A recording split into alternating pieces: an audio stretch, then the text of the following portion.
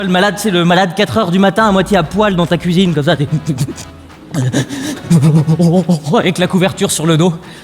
La couverture que tu utilises que quand t'es malade. La kaki. Elle est moche, elle gratte, elle pue le vomi. Mais là, tu l'aimes. Elle te protège, sinon tu butes dans tous les meubles parce que tu vois rien à 4h du matin dans ta cuisine. Tu vois que dalle. Faut les changer, les ampoules, hein. Qu'est-ce que c'est, les ampoules à économie d'énergie? Qu'est-ce que c'est? T'appuies, ça allume 20 minutes après. T'économises 20 minutes. Alors, le temps que ça s'allume, tu vas mettre ta couverture dans un petit coin, tu te blottis dans la cuisine, que t'attends, 8 heures plus tard, tu te réveilles, t'as muté. Là, tu passes ta journée à regarder des chaînes à la télé, des chaînes que tu regardes que quand t'es malade. Il y a des effets secondaires à la télé, hein. C'est comme pour les médicaments quand t'es malade, c'est exactement la même chose. Sauf que les médicaments, on est prévenu. Si, c'est écrit sur la notice. Que tu peux pas la rater, la notice, t'as vu? Hein, quelle que soit la boîte de médicaments, quel que soit le côté par lequel tu ouvres, il y a toujours la notice, elle est là. Des fois, je me dis, ils en mettent 2 par boîte. Ouais, c'est pour déconner. Si, monsieur, c'est rigolo. Ou alors, c'est un être vivant, la notice. Tu vois, la boîte, elle est comme ça, il y a un capteur, comme dans l'iPhone. Et tu bascules et la notice, à l'intérieur, elle se prépare. Attends, je suis pas prêt. Aïe. Oui, alors bien sûr, faut savoir que c'est un sketch sur la notice, hein. Pas sur les backrooms d'un bar gay. Et puis alors la notice, tu la sors de la boîte comme ça, c'est un papier, tiens, gros comme ça, on dirait un timbre-poste, mais alors tu déplies, c'est le New York Times, le truc.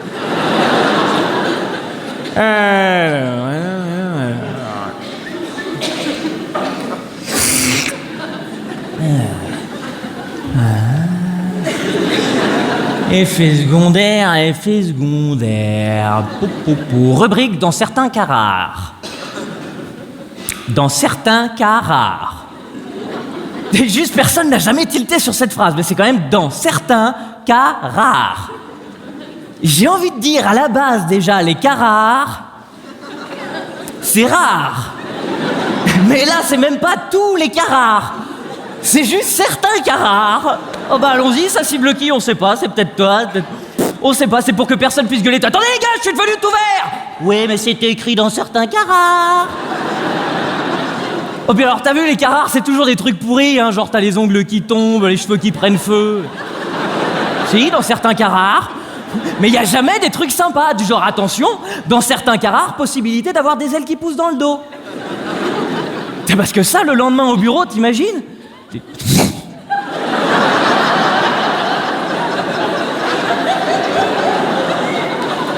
Et ouais les mecs, dans certains cas rares...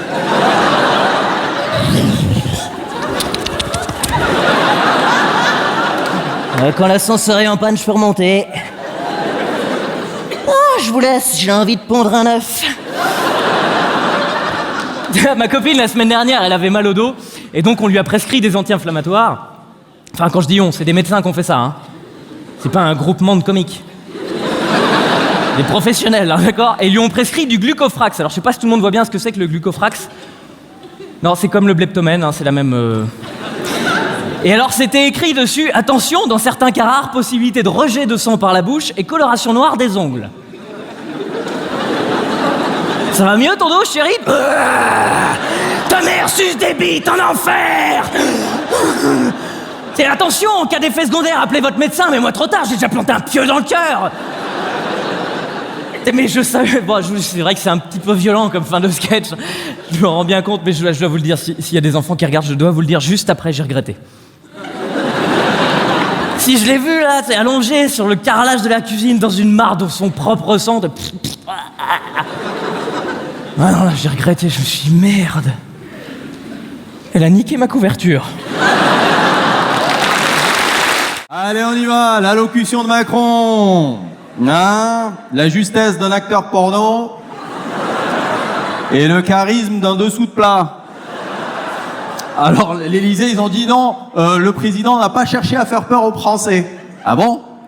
La Russie nous menace. On n'est pas prêt. N'ayez pas peur. Pour ceux qui s'en rappellent, vous voyez le film de Roberto Benigni, La vie est belle. Magnifique film, hein, je vous le conseille. Alors il est dans un camp de concentration et en fait il invente un jeu pour pas que son fils s'en rende compte et pour pas qu'il ait peur. Super idée. Et ben Macron, c'est l'inverse.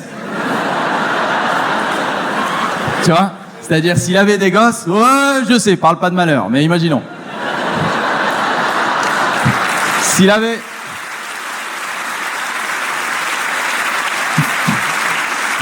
S'il avait des gosses, il leur ferait « Hey !» Il les réveillerait en pleine nuit. « Hey ! Je crois qu'il y a des voleurs dans le jardin. Et je crois que j'ai laissé la porte ouverte. Et en revanche, je suis sûr je sais pas me battre. Bonne nuit !» Ok. Alors cette allocution de Macron, bah, je vais vous la traduire, hein, parce que moi j'ai la chance à la maison, j'ai un dictionnaire français mytho français. Donc, ok. Nous rentrons dans une nouvelle ère, la menace russe est là.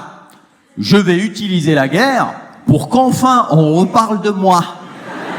Et si ça suffit pas, sur la vie de ma mère, je dirais que Brigitte elle a un sgeg. J'en ai rien à foutre, faut que je buzz.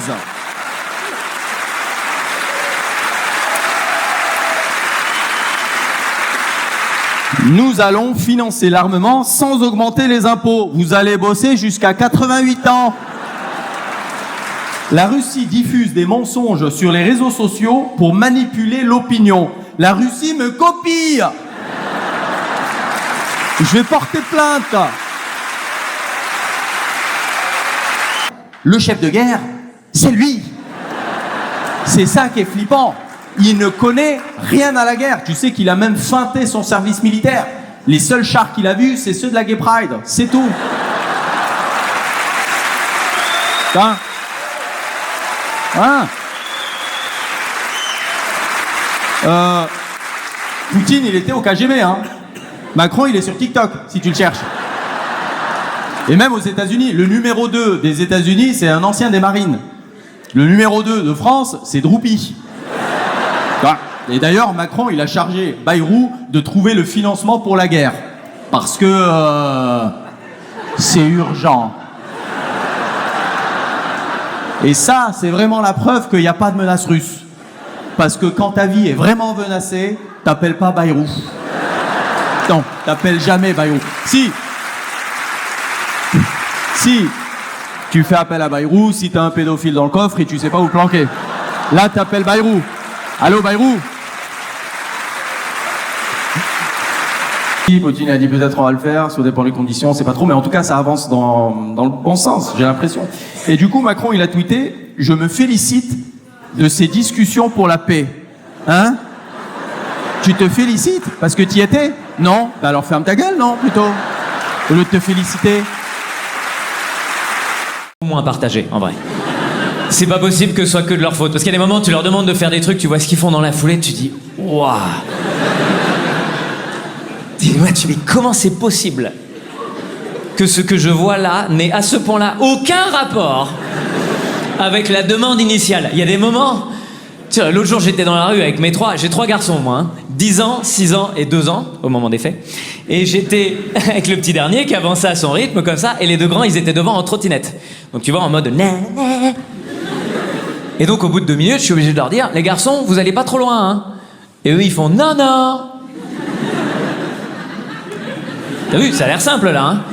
Le message est envoyé, a priori il est reçu, il devrait pas y avoir de problème, mais je me rends compte que 2 minutes après, je suis obligé de leur redire « Les garçons, vous n'allez pas trop loin. Non, non !»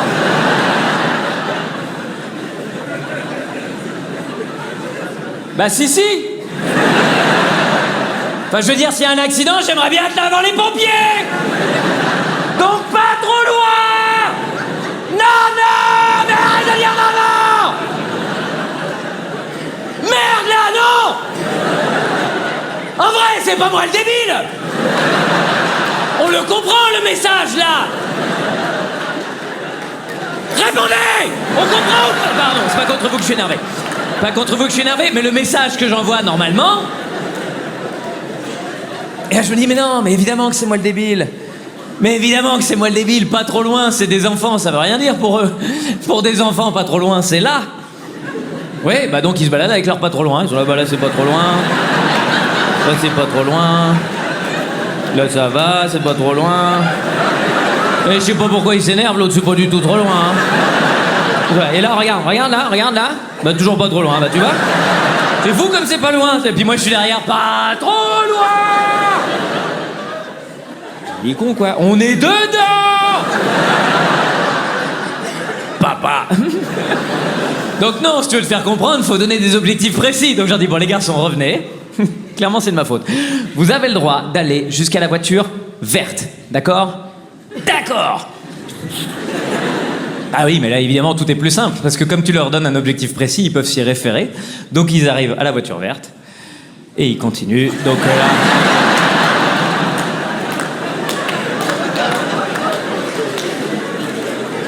Ok, moi, faut savoir un truc dans la vie, c'est que je ne crois pas à la pédagogie par la violence. Mais... En vrai, j'ai aucun problème avec la pédagogie par la honte. Ça fonctionne tellement bien. Je me suis créé un personnage, j'étais au milieu du trottoir. Enguerrand, Béranger, les deux là. Ah non, hein. Non. C'est pas leur prénom, hein. Ouais, j'ai senti qu'il fallait que je le précise. J'ai senti cette énergie de... Ah, je crois que sa femme, elle met des serre-têtes en velours. Non. C'est les prénoms qui vont avec le personnage. Si tu veux faire bien, tu peux les vouvoyer. Enguerrand, dites à Béranger que papa est colère. Car oui, ce sont les sourcils de la colère, le sonce. Alors évidemment, tu cries très fort dans la rue, je peux dire que tout le monde te regarde. Hein. Mais bon, moi, crier très fort devant des gens qui me regardent, j'appelle ça un métier. En revanche...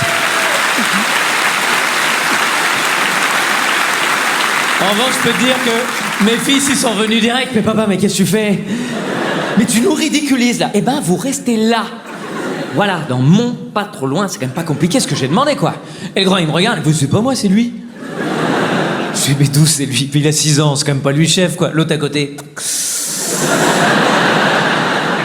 Eh ben, Macron, hein. Allez, hein. Il a dit, je vais interdire les réseaux sociaux aux moins de 15 ans. Tu sais ce qu'il faudrait peut-être interdire déjà aux moins de 15 ans? De sortir avec sa prof de français. C'est ça qui les déglingue aussi, les gosses. Peut-être.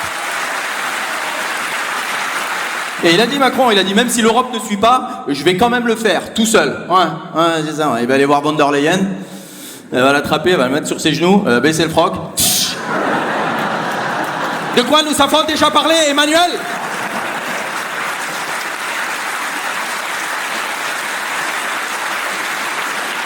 Tu ne réponds pas, Emmanuel Scheiser. Je t'ai déjà dit de ne pas te mêler des affaires des grandes personnes. File, que je ne vois plus ta tronche des strudel avant les prochains Jeux Olympiques.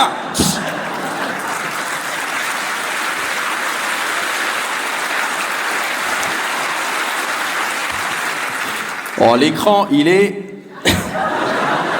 en apnée, peu cher. Alors les mecs des réseaux sociaux, ils disent on peut pas contrôler l'âge, c'est pour protéger la vie privée. Ouais. Et ils savent tout de nous, hein. Tu fais réviser l'anglais à ta gosse, tu dis I want to sleep, derrière t'as des pubs pour les slips sur Instagram pendant 3 semaines, mais ils peuvent pas contrôler l'âge. Ouais. Non, le truc c'est quoi? C'est le manque à gagner. S'il y a moins de gosses sur les réseaux, ils gagnent moins d'argent. Donc interdire les réseaux sociaux aux moins de 15 ans, c'est comme interdire le Viagra aux plus de 60 ans. Tu dis tonton... Là, je vois, il y a des boomers dans la salle. Tonton, leur donne pas de mauvaises idées. Ça commence à aller mieux avec ma femme, arrête les conneries, j'ai pas envie de retourner sur le canapé. En fait, plus nous on passe de temps sur les réseaux sociaux, plus eux ils gagnent de l'argent. Donc ils n'enlèveront jamais l'anonymat. Parce qu'il n'y a plus d'anonymat, les gens ils s'insultent plus sur Internet.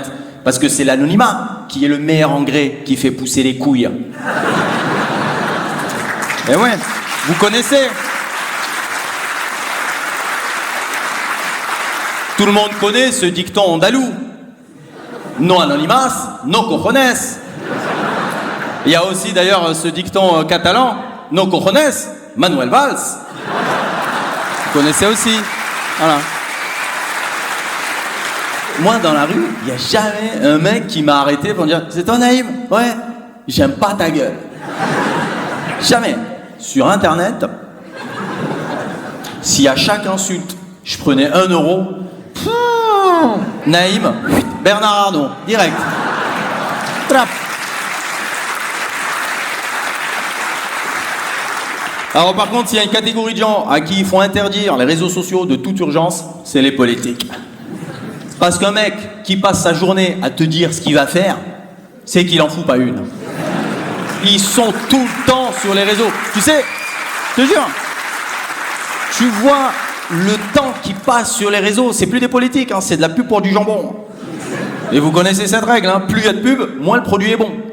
Et il fait 3 vidéos par jour, Gabriel Attal. C'est plus du jambon, c'est que de la couenne, hein, à ce niveau-là. Hein. Couenne cravate.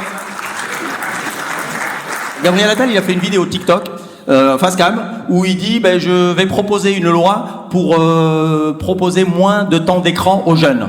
Et il finit par dire mettez-moi en commentaire ce que vous en pensez. Tu vois le truc, hein? Gabriel Attal, c'est tu vas en cure de désintox et t'es pris en charge par Palmade. Voilà, c'est ça Gabriel Attal. Tu dis, moi je fume pas, donc égoïstement, voilà, ça me gêne pas. 450 balles l'amende. Hein. Ils ont dit c'est pour protéger les fumeurs passifs. Non, c'est pour racketter les fumeurs actifs. Arrête de mentir, tonton. On la connaît l'histoire. Ouais. Donc il y aura plus de fumeurs dans les parcs. Voilà. Il y aura plus que des toxicos. C'est plus cool. Ah, dans tous les parcs, hein, tu les vois, les morts vivants, ils sont là. Tu dis, c'est un parc ou c'est le Sénat? C'est quoi cette histoire là? Elle est bizarre cette affaire. 313e vidéo et nous sommes à Toulouse. Enfin Toulouse. Enfin, je dis enfin, attends. C'est pas un enfin, je suis content de revenir. C'est un enfin je suis arrivé. Le timing de cette semaine. Ah, c'était vraiment la bonne semaine pour venir jouer. Il n'y a pas de train, les intempéries, la galère. Oh là là. Et tu sais quoi?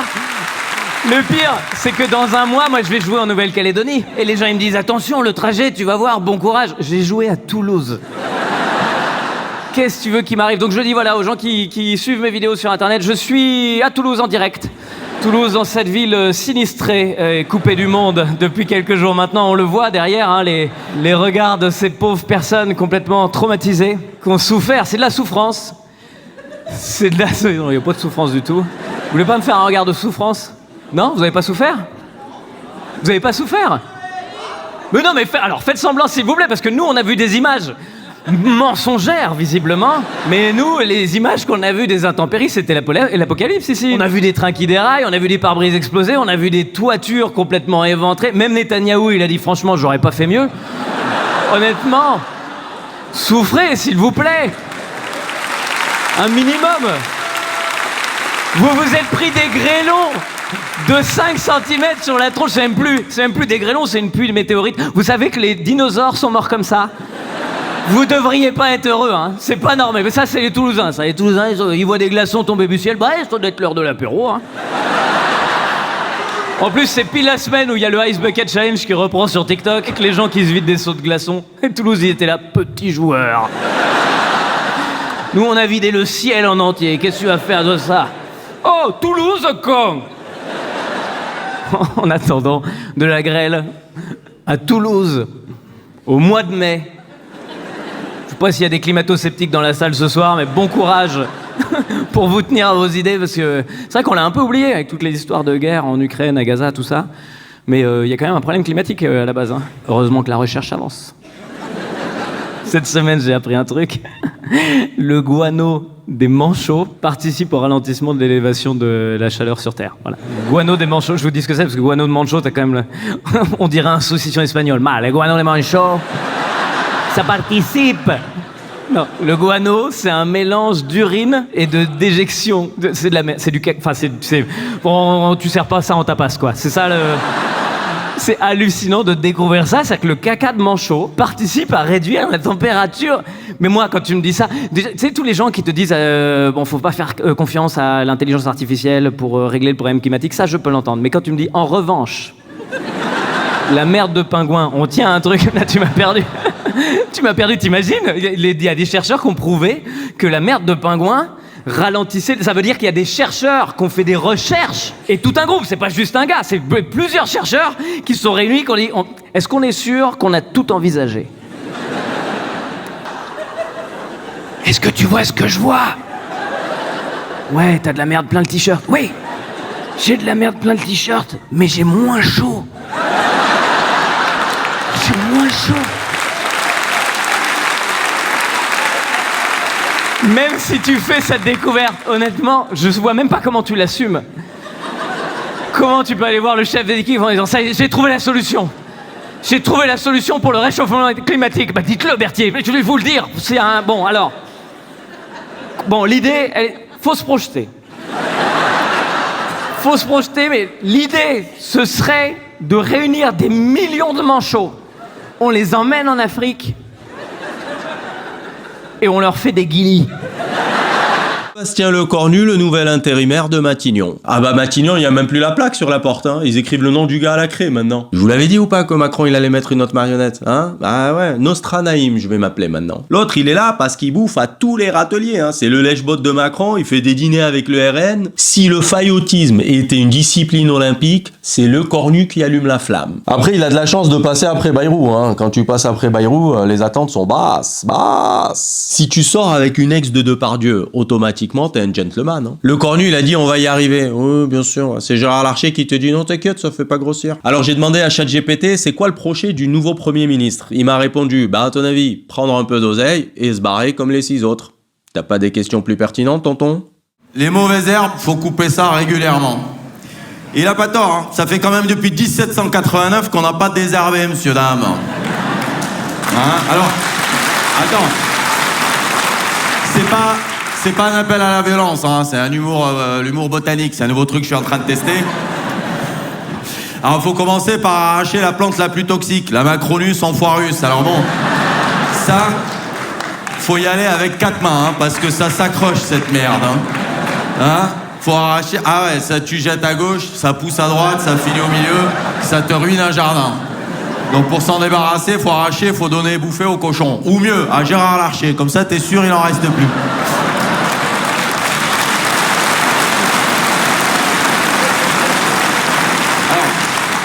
Si vous savez pas qui est Gérard Larcher, ben continuez, votre vie est cool. Et après, il faut s'attaquer aux racines. Et là, il faut s'inspirer de notre ami Baudelaire, évidemment, les fleurs du mal. Fuir l'asservissement fatal, venir à bout de ce lourd fardeau, se libérer des chaînes du mal et dépecer Bernard Arnault.